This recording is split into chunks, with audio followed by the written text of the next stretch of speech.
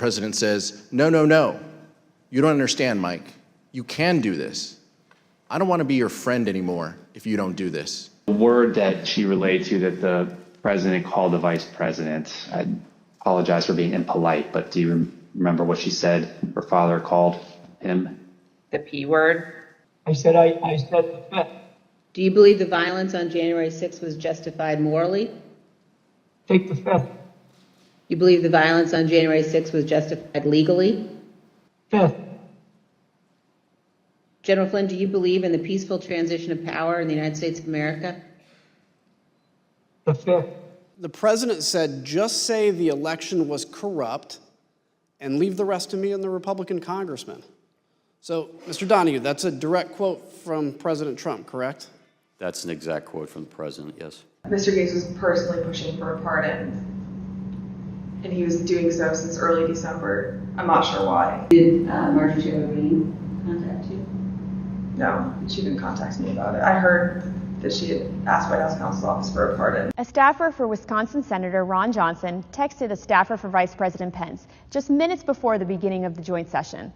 This staffer stated that Senator Johnson wished to hand-deliver to the vice president the fake electors' votes from Michigan and Wisconsin. No, you're not. I can see your phone. I can see your screen. Explain what your chief of staff is doing.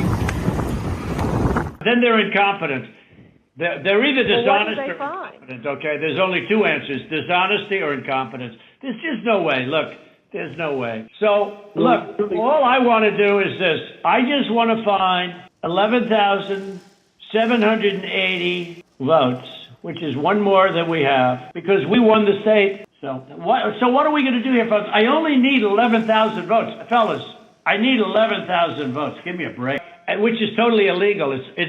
It's more illegal for you than it is for them, because you know what they did and you're not reporting it. That's a criminal offense. And you can't let that happen. That's a big risk to you and to Ryan, your lawyer. That's a big risk. Republican poll watchers were ejected, in some cases physically, from the room under the false pretense of a pipe burst, water main burst, everybody leave, which we now know was a total lie. Then election officials pulled boxes, Democrats, and suitcases of ballots out from under a table. You all saw it on television, totally fraudulent, and illegally scanned them for nearly 2 hours, totally unsupervised. Of Ruby Freeman and Shay Freeman Moss and one other gentleman, quite obviously, surreptitiously passing around USB ports as if they're vials of heroin or cocaine. Should have been questioned already. Their places of work, their homes should have been searched for evidence of ballots, for evidence of USB ports, for evidence of voter fraud. What was your mom actually handing you on that video? A ginger mint, wishing death upon me, telling me that I'll be in jail with my mother, and saying things like, "Be glad it's 2020 and not 1920." Do you know how it feels to have the President of the United States to target you? The valet had articulated that the president was extremely angry at the Attorney General's AP interview and had thrown his lunch against the wall. So once the president had gotten into the vehicle with Bobby, he thought that they were going up to the Capitol, and when Bobby had relayed to him, we don't have the assets to do it, it's not secure, we're going back to the West Wing.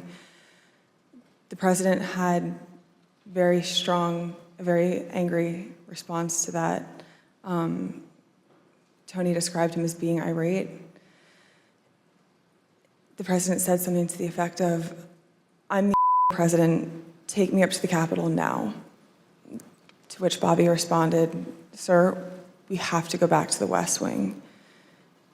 The president reached up towards the front of the vehicle to grab at the steering wheel.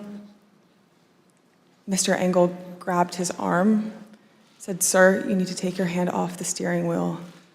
We're going back to the West Wing. We're not going to the Capitol." Mr. Trump then used his free hand to lunge towards Bobby Engel. And when Mr. Ornato had recounted this story to me, he had motioned towards his clavicles. Because it's common sense, John. It's common sense that you're supposed to protect. How can you, if you know a vote is fraudulent, right? Yeah. How can you pass on a fraudulent vote to Congress? President Trump's view that the rioters were not doing anything wrong and that, quote, Mike deserved it,